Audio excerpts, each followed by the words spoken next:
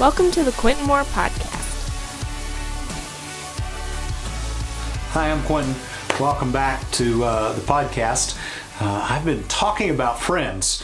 Gregory, the theologian, said in response to the question, what's the best thing in life? And he said, friends. I've got a friend named Daniel, and every time I'm around Daniel says, man, I wish I had a friend like you've got. And I stop for a minute, and he goes, I wish I had a friend like Terry. And it's pretty good when you've got friends who like your friends, and friends who recognize that your other friends are really good people. And my life is filled with just really great friends. Terry's a great friend. Daniel's a great friend. Garland's a great friend. Dale's a great friend. Bruce is a great friend. I have great friends. So my sons are great friends. Son-in-laws are great friends. So, but I always, every time I see Daniel, goes, man, I wish I had a friend like you've got. And I want to say, yeah, you've got me, because I'm a friend of a friend, and I've increased in my life because my friends have introduced me to other friends, and this friend has introduced me to that friend. I have a friend who lives in heaven now. His name's Tony, and Tony had a friend whose name was Bergoglio. And because of my friendship with Tony, I became friends with Bergoglio. You might know him as Francis, Pope Francis. He lives in Rome. And because that Tony was friends with Francis and I was friends with Tony, now I'm friends with Francis because we have a mutual friend named Tony. Again, the best thing in life is friends. I have discovered throughout my life that if you're a friend, that friend will introduce you to other friends, and before long you'll feel like you know the whole world because you're willing to be friends with just one person. And with that said, I want to say to you that if you're listening to this, you don't really get to sit at home and go, okay, I want to be that guy's friend, or I want to be that guy's friend, or I want to be that guy's friend. No, this really is a sovereign reality. If you begin to make yourself available, and like I said a couple of weeks ago, if you begin to listen and lean and learn from the people around you, you'll discover in that listening and in that leaning and that learning, you'll discover friends. And when you discover those friends, the other thing you'll realize is that you would never have chosen this, that this is beyond, that there's something supernatural, something mystical, something that's beyond you.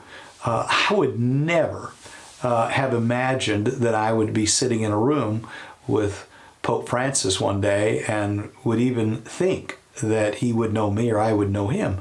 But because of Tony, that's happened. And so I want you to understand that friendship isn't about making something happen. It's really about making yourself available, about opening yourself up and beginning to look beyond yourself. And when you begin to do that, you'll become a friend here, and that friend will open up here, and there'll be this network, this relationship network that will begin to develop.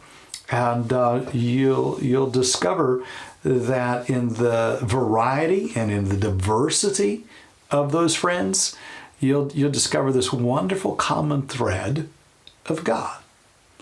Because where two or three are gathered together, there He is. You see, friends won't always be just like you. Most of the time, when I hear people talking or maybe just being frustrated about the lack of friends, it's because you want them to be like you. You want them to have the same interests as you. You want them to have the same political values as you. You want them to have the same view of the denomination. When real richness is found in the diversity of humanity. It's found when you find out that you love someone who has a completely different opinion than you.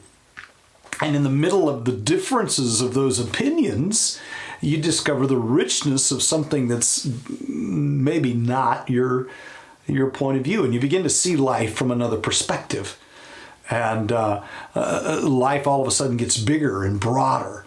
Friends are the best thing in life because they make me see things from somebody else's perspective. And so unity and diversity, friendship in the midst of people that are very, very different. And so as I kind of summarize all of this and kind of bring down, one of the things I'm saying to you is look outside the box. Look beyond your own tribe. Look beyond your own political party. Don't make other people evil. I think one of the poorest things of America today is that we think anybody that's got a different opinion from us is evil. Well, you're never, ever going to have great friends. Because just because someone's got a difference of opinion of you, just because they go to a Catholic church and you go to a Protestant church, or you're a Methodist, you're a Baptist, or you're this stripe or that stripe. No. You've already robbed yourself of the potential of great friends.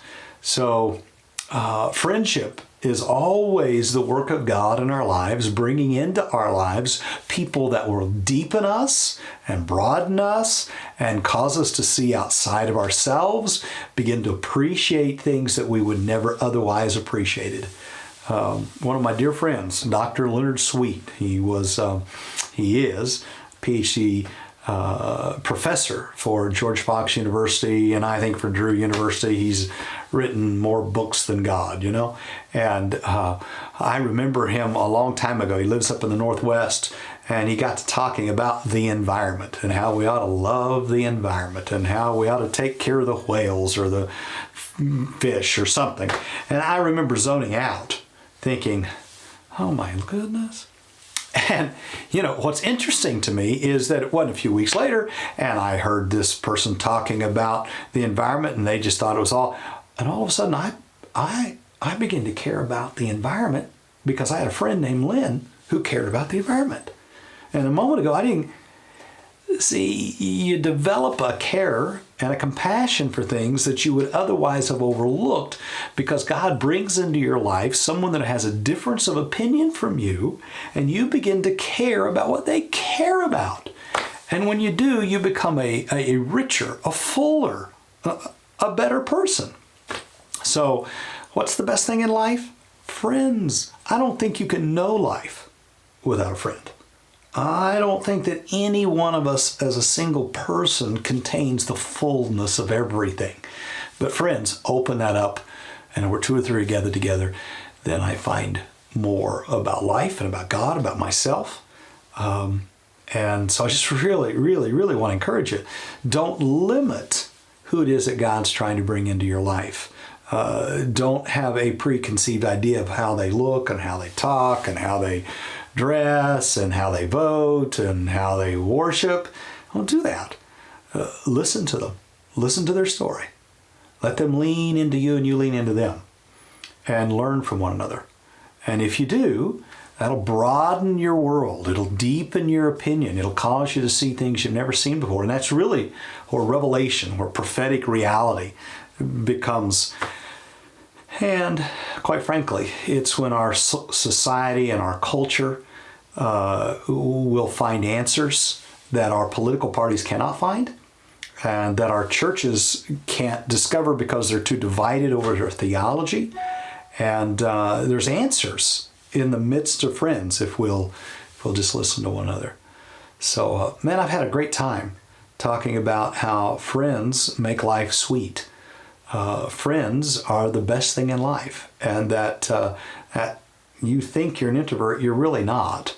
You just need a friend to draw you out a little bit and bring you into a broader and wider space, and that you can move from criticizing to caring, and you can move from condemning to having compassion, and that if we'll look to find friends in people that are different from ourselves, we'll discover answers to the sociological and the cultural and the challenges of this generation.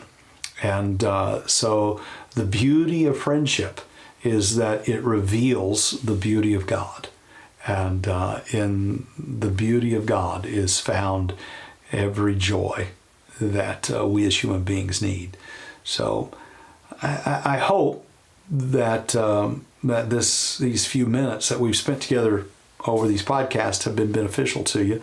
I'm trying to write about friendships this month. So catch the blog, QuintinMoore.com, catch some of the sermons. Share this with somebody. Maybe listen to it again. Send me a question. In the next weeks, I do some question answers, and we'll pull out a few of your questions, and maybe I'll play around with them a little bit.